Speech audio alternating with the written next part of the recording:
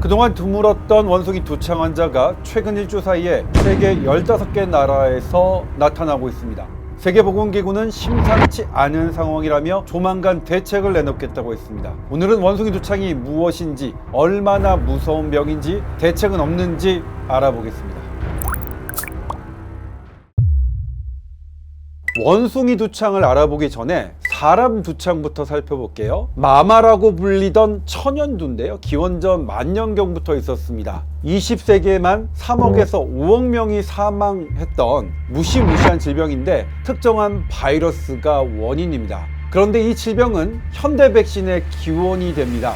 소천연두를 가볍게 알았던 사람들은 무시무시한 사람 천연두에 안 걸리거나 걸리더라도 가볍게 앓는다는 걸 알아서 제너는 이걸 이용해서 백신을 만들어냈습니다. 그런데 사람 천연두는 1977년 더 이상 나타나지 않았습니다. 세계보건기구는 종식을 선언했고요. 원숭이에게서 두창 바이러스가 발견된 건 1958년 덴마크 실험실입니다.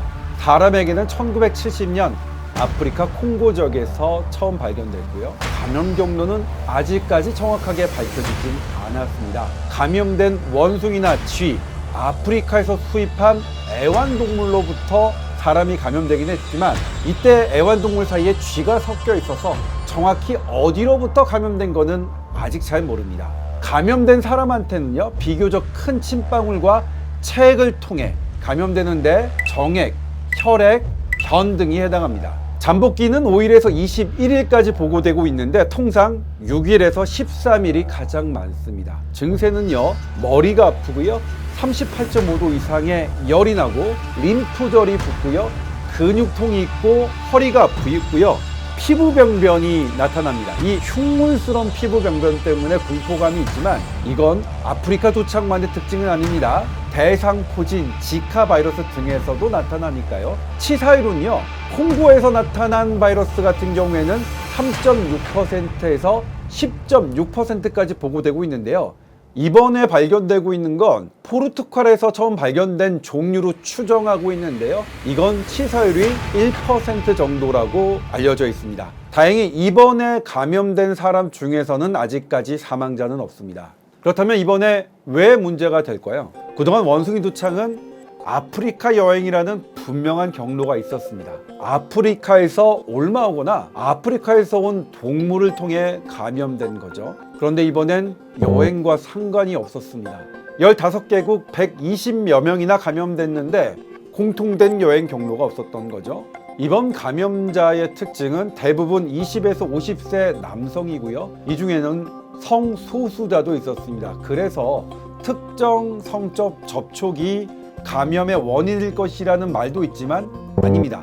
감염 경로는 다양하게 열려 있고 과학자들이 가장 무섭게 생각하는 것은 정확한 감염 경로를 알 수 없는 상태에서 15개 국가에 퍼졌다는 사실입니다.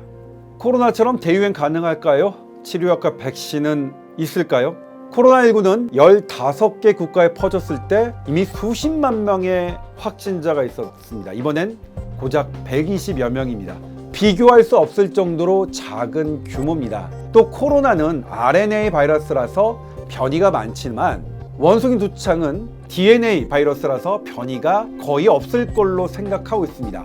그리고 감염 규모는 독감보다 훨씬 더 작을 걸로 전문가들은 예상합니다. 게다가 백신과 치료약도 있습니다. 일단 사람 두창 백신도요, 원숭이 두창에 효과가 있고요, 원숭이 두창 백신도 개발되어 있습니다. 아까 원숭이 두창 덴마크에서 첫 발견되고 했는데요, 이 원숭이 두창 백신 바로 덴마크 회사가 개발해서 최신판 갖고 있습니다. 우리나라는요, 사람 두창 바이러스 외국에서 사온 것도 있고 우리나라 자체로 만든 것도 있다고 알려져 있습니다. 우리나라는 사람 두창 백신 3,502만 명 확보되어 있다고 질병관리청이 밝혔는데요. 그런데 왜 40년 넘게 종식된 사람 두창 백신을 우리나라는 이렇게 많이 갖고 있을까요? 실은 사람 두창은요, 미국 질병예방통제센터가 생화학 무기 목록으로 지정해 놓은 바이러스입니다. 우리는 이것을 대비하기 위해서 백신을 갖고 있었던 겁니다. 치료제는 미국에서 개발했는데요. 다만 그 효과는 공개된 적이 없습니다. 세계보건기구는요, 조만간 가이드라인을 내놓겠다고 선언했는데요. 그러나 특정 국가의 여행을 제한하지는 않고 있습니다. 이번엔 여행과 관련성이 없었기 때문입니다. 이번 원숭이 도착은요, 공포감이 과다한 측면이 있습니다. 실제로 우리나라 2003년 보도자료 보면요, 당시 미국에서 54명이 원숭이 도착이 발생했으니 주의해라, 이렇게만 얘기했습니다.